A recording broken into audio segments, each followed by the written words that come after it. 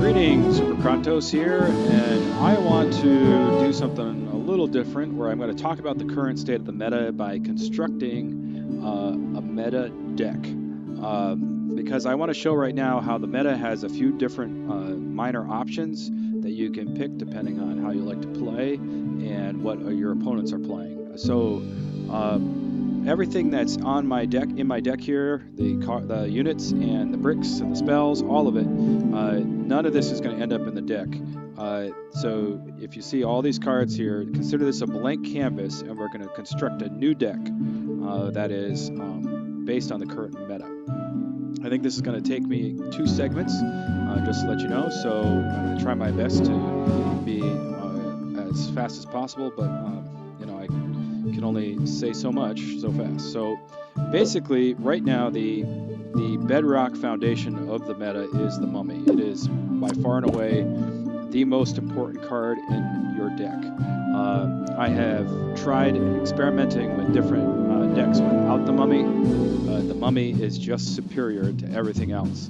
It has the highest hit points, and it survives poison, and it moves at move speed of 2. So that just, and that thrown damage of 1.5 hearts, man, this is really important with the mana brick changes, is being able to do a significant amount of thrown damage. Just think about it. If you have a devil, yeah, you can take some hearts, but you might be able to sneak a half heart now and again. But when you take a half heart and you get a half heart ahead of your opponent, you've now given your opponent an advantage that they can use to beat you. So by taking a heart from your opponent, you can actually make it easier for your opponent to win. So if you're going to do thrown damage, you want to do a significant amount of thrown damage. So the heart and a half thrown damage, the high hit points, and the 2 movement speed are really important. Also, the attack cooldown of 1 second is helpful for clearing bricks. So it's a little faster than the Viking. So this is your core card here. Then another card you want to have in your deck. There's almost never a time when you do not want the Witch Doctor in your deck for 2 mana. So it's a utility card. It's just useful for a lot of different things. It will almost never take a heart off the opponent. It's almost never the reason you win the game, but you just need it for lots of different things. It's very helpful.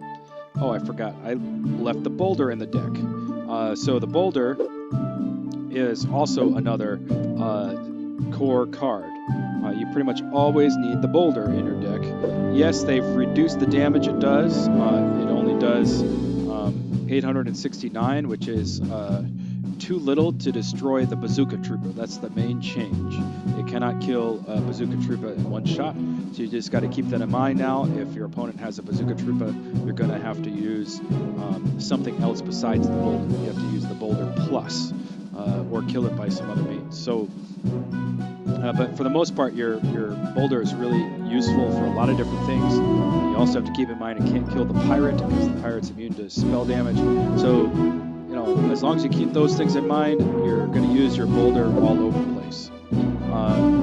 Then one more core card is the Koala. The main reason the Koala is so good right now is because the Viking and the Dragon, their hit points have been radically reduced. The Koala then becomes this kind of great medium card where it only costs 3 mana, but it gets you 1,060 hit points, which is really not that far away from the Viking at 1,909 or the Dragon at 1,531. When you consider that it costs 2 mana less, the Koala is really worthwhile. Plus, it jumps and it moves at movement speed of 2. The attack damage at 581 is pretty good for 1 shot. You know, its attack cooldown is really long, so you know. But for the second attack, it's not very useful. But at least for the first attack, it's very useful.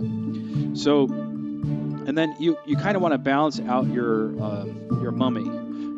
So the Mummy, it's going to make it to the wall because it's got so many hit points, but that's kind of a slow juggernaut style of offense if you're just trying to walk down a big unit like a Mummy.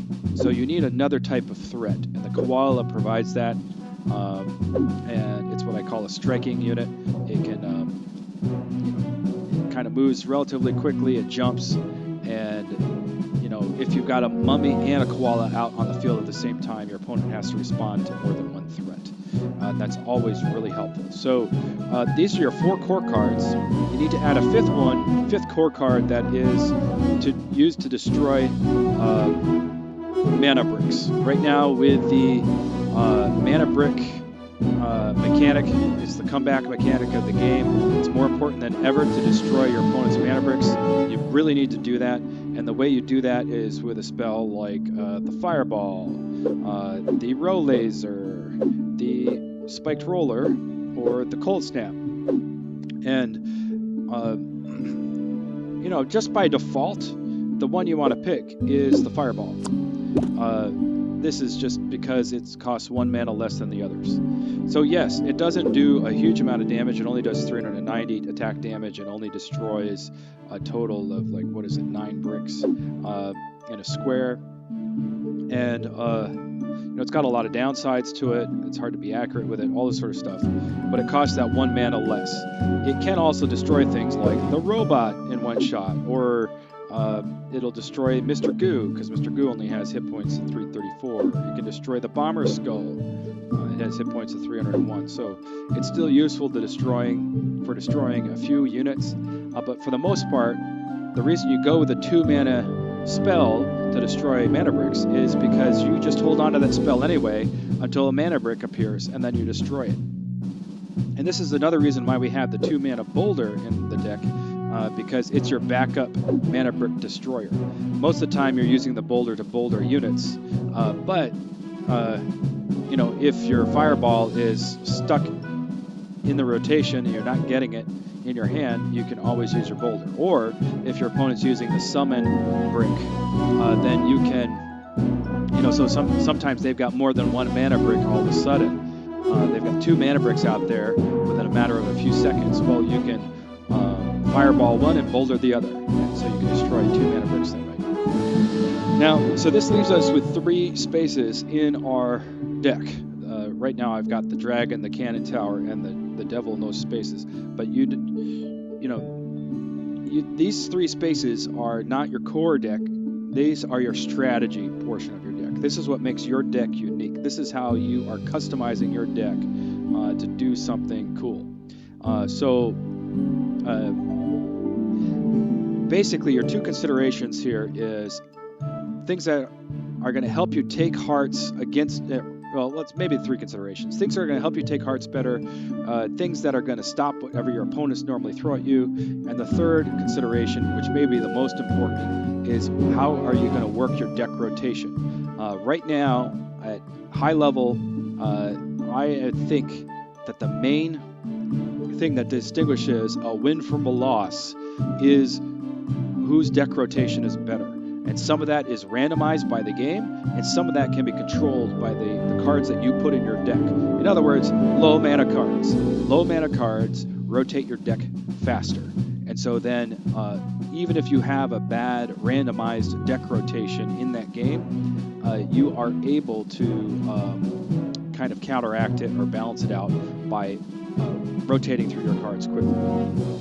So that's what is in your brain when you're thinking through your last 3 deck slots. Of course, one easy way of getting good deck rotation is just throwing a 1 mana unit. Obviously, currently the robot is better than the Skellywag, so if you put that in there, that will bring down your average cost. Robot can be thrown out there for a low cost, and it will help rotate your deck. Also, you have room for 1 more spell. It's never, in my opinion, good to have more than 2 spells. Right now we have the Boulder and the Fireball. So then we have a room for 1 more spell. I think right now your 2 best options are the Smoke Bomb and the Summon Brick. So the reason to use the Smoke Bomb is that it's only 1 mana. I mean, look at my average cost now. It's dropped way down.